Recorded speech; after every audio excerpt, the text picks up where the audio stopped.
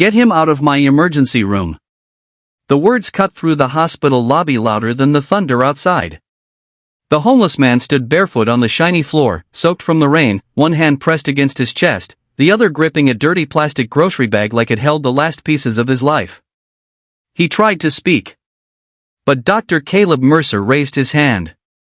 "I said out. This is not a shelter." The security guard hesitated. The nurses looked away. And then, from the far end of the hallway, a woman's voice shouted so sharply that everyone froze. "Do not touch that man." The hospital director was running. And the moment she saw the homeless man's face, her knees almost gave out. His name was Elijah Brooks. Most people in downtown Chicago didn't know that. To them, he was just the quiet man who slept under the Wabash Avenue Bridge, pushed a rusted shopping cart, and shared half his sandwiches with stray dogs. He had a gray beard, tired eyes, and an old army jacket with the zipper broken. But years ago, before the bridge, before the rain, before people crossed the street to avoid him, Elijah Brooks had been someone else. A father. A soldier. A mechanic. A man who once woke up every morning believing life still had mercy in it. Then his wife died from cancer. Then the medical bills swallowed his small house in Joliet. Then his daughter disappeared from his life after an argument neither of them knew how to repair. And little by little, the world stopped calling him Mr. Brooks. It started calling him homeless. That night, Elijah had not planned to go to the hospital. He hated hospitals. Hospitals reminded him of white sheets, unpaid bills, and the last breath his wife took while he held her hand and promised he would be okay. He wasn't okay. But when the pain hit his chest under the bridge, it was different. Sharp. Heavy. Like someone had placed a cinder block on his ribs. He tried to sit up, but his left arm went numb. A young woman named Maya, who worked late shifts at a diner nearby, saw him stumble against a bus stop. "Elijah," she called, setting down a bag of takeout. He tried to smile. "Just tired, sweetheart." But his face had gone pale. Maya didn't believe him. She called 911, but the storm had caused accidents all over the city, and dispatch told her ambulances were backed up. So Maya did the only thing she could. She helped Elijah into her old Honda Civic and drove him straight to St. Catherine Medical Center, one of the busiest hospitals in Chicago. By the time they arrived, Elijah was breathing hard. Rainwater dripped from his coat onto the polished floor. People in the waiting room stared. A mother pulled her child closer. A man in a suit covered his nose. Maya walked to the desk.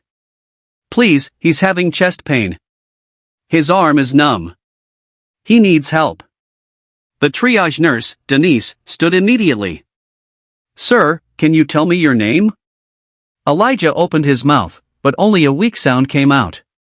Before Denise could bring a wheelchair, Dr. Caleb Mercer came through the double doors.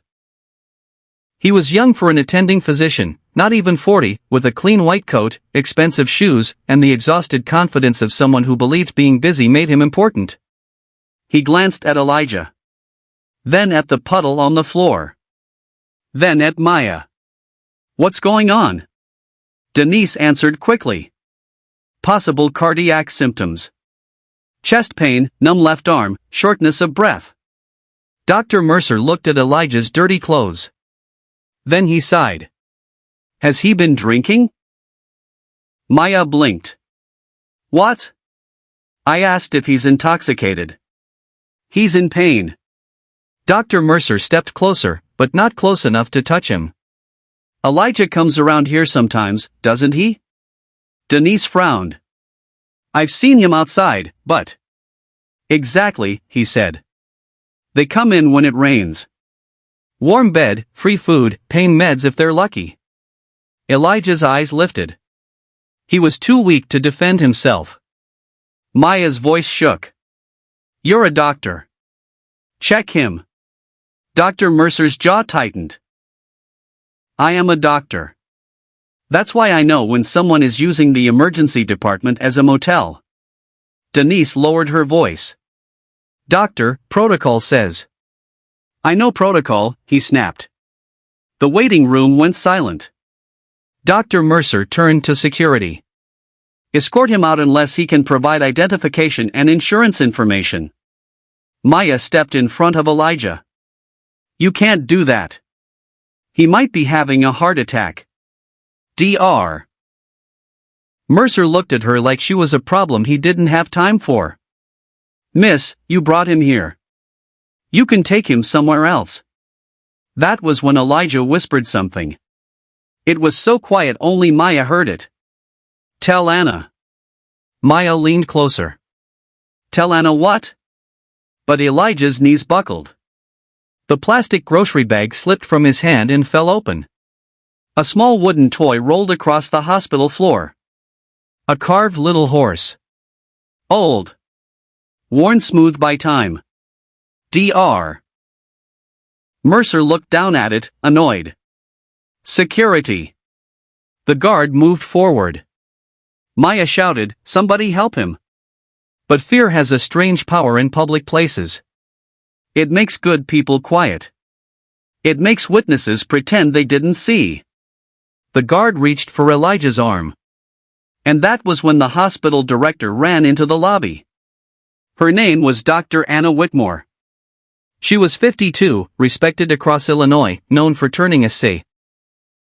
Catherine from a struggling hospital into a place people trusted. She had been in a board meeting upstairs when she heard raised voices over the security radio. At first, she came down because a director solves problems. But the moment she saw the man on the floor, the world tilted. The beard was thicker. The face was older. The body was thinner. But the eyes were the same. The same tired, gentle eyes that once carried her on his shoulders through a county fair. The same eyes that once watched her open Christmas presents he could barely afford.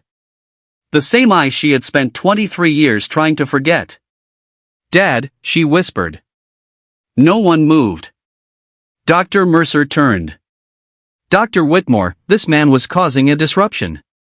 Anna didn't look at him. She dropped to her knees beside Elijah, her hands trembling as she touched his face. Dad! Can you hear me? Elijah's eyes fluttered. For a second, through all the pain, he saw her. Not the hospital director. Not the woman in the tailored suit. His daughter. His Annie. A tear slipped down his temple. I tried, he whispered. I tried to find you. Anna turned to the stunned staff. Get a crash cart. Now. EKG, cardiac enzymes, oxygen, for access. Move. The lobby exploded into motion. Denise grabbed a wheelchair. 2 nurses ran from the ER. Maya stepped back, crying without realizing it. Dr. Mercer's face drained of color. Dr. Whitmore, I didn't know. Anna turned on him. That he was my father? Her voice was quiet. That made it worse. You shouldn't have needed to know. Elijah was rushed through the double doors. Anna walked beside the bed, holding his hand as doctors cut away his wet jacket. Inside the pocket, they found an old photograph sealed in a plastic sandwich bag. It showed Anna at 16, standing beside a younger Elijah in front of a blue pickup truck. On the back, written in fading ink, were the words, My Annie. First in the family going to college. Anna covered her mouth. The years came back like broken glass. She remembered the night she left. She was 29, angry, grieving her mother, furious that her father had sold the house to pay hospital debt without telling her. She had accused him of giving up. He had accused her of being ashamed of where she came from. Words became wounds. Wounds became silence. Then Anna moved to Boston for her medical fellowship. She changed numbers. Changed hospitals. Changed her name after marriage.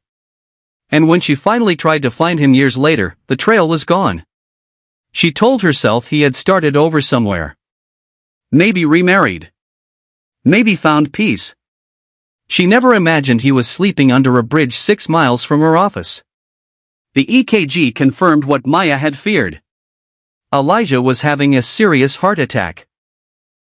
Within minutes, he was rushed to the cath lab. Anna stood outside the procedure room, still in her suit, rainwater from her father's coat staining her sleeves. Maya sat nearby, twisting her hands. "I'm sorry," Maya said softly. "I didn't know he was your father." Anna looked at her. "You saved his life." Maya shook her head. "I just drove him here." "No," Anna said. "You saw him when everyone else looked away." Across the hall, Dr. Mercer stood near the nurse's station, pale and silent. For the first time that night, he didn't look busy. He looked small. But shame did not come all at once. At first, it came as fear. Fear for his job. Fear for his reputation. Fear that the waiting room had heard everything. He walked toward Anna. "Dr. Whitmore, I want to apologize. It was a difficult night. We were overwhelmed, and I made a judgment call based on repeated misuse of hospital resources." Anna stared at him. "A judgment call?" He swallowed. "I understand how it looked." "How it looked?" Anna repeated. "A man came in with classic cardiac symptoms. You saw poverty and decided it was the diagnosis." Dr. Mercer had no answer. Before Anna could say more, Denise approached with something in her hand. "Dr. Whitmore," she said quietly, "we found this in his bag." It was a stack of envelopes, tied with a rubber band. Every envelope was addressed to Anna. Some had old addresses from hospitals where she had worked years ago. Some had been returned. Some had never been stamped, probably because Elijah could not afford postage. Anna took them with shaking hands. The top envelope was dated 12 years earlier. She opened it. "Annie. I don't know if this will reach you. I heard you became a doctor. Your mother would have danced in the kitchen if she knew. I am sorry for the words I said. I was proud, and grief made me cruel. I never stopped being proud of you. Not one day. Your dad." Anna pressed the letter to her chest. The hallway blurred. For years, she had believed her father's silence meant he didn't care. Now she was holding proof that he had been reaching for her through every year of it. And she had never known. Hours passed. The procedure was successful, but Elijah remained weak. When Anna was finally allowed into recovery, he looked smaller than she remembered. Machines beeped softly beside him. His beard had been cleaned. A warm blanket covered his chest. Anna sat beside him and took his hand. For a long moment, neither spoke. Then Elijah opened his eyes. "Annie?" She laughed and cried at the same time. "Nobody calls me that anymore." "I do," he whispered. She squeezed his hand. "I'm sorry, Dad." His eyes filled. "No. I'm sorry. I should have fought harder to stay in your life." Anna shook her head. "I should have looked harder." Elijah tried to smile. "You were busy saving people." Anna looked down. "Not all of them." The words hung in the room. Because both of them knew this night was about more than one family. It was about every person who had ever been judged by their clothes, their smell, their address, or their worst season. Later that morning, Dr. Mercer was called into Anna's office. The sun had risen over Chicago, but the storm had left streaks of water on the windows. Dr. Mercer sat across from her, his posture stiff. Anna placed a printed report on the desk. Elijah Brooks arrived with chest pain, radiating arm numbness, shortness of breath, and collapse. You attempted to remove him before screening or stabilization. "I understand," he said quietly. "No," Anna replied. "I don't think you do." He looked up. Anna's voice was steady. "You didn't refuse a homeless man because you were tired. You refused him because you believed his life was worth less trouble than someone wearing a suit." Dr. Mercer's eyes lowered. My father was homeless too, he said suddenly. Anna paused. The confession seemed to surprise even him. Dr. Mercer swallowed hard. He was an addict. He came in and out of ERs my whole childhood. My mother would get calls at 2 in the morning. I hated hospitals before I ever worked in one. I thought if I became a doctor, I'd be different from him. In control. Respected. His voice cracked. And somewhere along the way, I started seeing him in every person who reminded me of him. Anna listened. It didn't excuse what he had done. But it made him human. And human failure is often more dangerous than cartoon evil, because it hides behind exhaustion, old pain, and professional language. Anna leaned back. Your past may explain your bias. It does not justify it. He nodded. I know. You will be suspended pending review. You will also complete emergency ethics retraining, bias evaluation, and community service at the free clinic we fund on the South Side. He looked surprised. You're not firing me? I haven't decided yet, Anna said. But if you remain a doctor, you will learn to see patients before you see your assumptions. Dr. Mercer's eyes reddened. Yes, ma'am. That afternoon, word spread quietly through the hospital. Not as gossip. As a warning. A reminder. A man had almost died in the lobby because someone mistook poverty for inconvenience. But the story did not end with punishment. 3 days later, Elijah woke stronger. Maya came to visit with a paper bag from the diner. Don't worry, she said, smiling. Low sodium. The nurse scared me. Elijah chuckled weakly. You always were bossy. Anna watched them from the doorway. Maya had no family in Chicago. Elijah had no home. And somehow, before Anna ever found her father again, this young waitress had become the person who checked on him, fed him, and remembered his name. Anna stepped inside. Maya, I spoke with the hospital foundation. Maya froze. Did I do something wrong? Anna smiled. No. You did something right. She handed Maya an envelope. Inside was a scholarship letter. Full tuition assistance for community college nursing classes, funded by St. Catherine's Emergency Compassion Program. Maya stared at it. I can't accept this. Yes, you can, Elijah said softly. Maya's lips trembled. I just helped a friend. Anna nodded. That is exactly the kind of person medicine needs. A week later, Elijah was discharged. But not to the bridge. Anna drove him herself to a small house in Oak Park, where a room had been prepared with clean sheets, framed family photos, and the little wooden horse placed carefully on the dresser. Elijah stood in the doorway, gripping his walker. You sure about this? Anna's eyes filled. I lost 23 years with you. I'm not losing one more night. He looked around the room. Then at his daughter. I don't have much to give you. Anna took his hand. You already gave me the reason I became a doctor. That evening, St. Catherine held a mandatory staff meeting. No cameras. No press. Just doctors, nurses, security guards, administrators, and one old man sitting in the front row in a clean sweater, still looking uncomfortable with attention. Anna stood at the podium. She did not tell them to feel sorry for her father. She did not turn him into a symbol. She simply told the truth. This hospital will treat the person in front of us. Not the wallet. Not the clothes. Not the address. Not the assumption. The room was silent. Then Elijah slowly stood. Anna reached to help him, but he lifted a hand. I'll be quick, he said. A few people smiled. Elijah looked at the staff. When you're homeless, people think the worst thing is sleeping outside. It isn't. The worst thing is becoming invisible while you're still alive. No one moved. He continued. That young woman from the diner saw me. Nurse Denise saw me.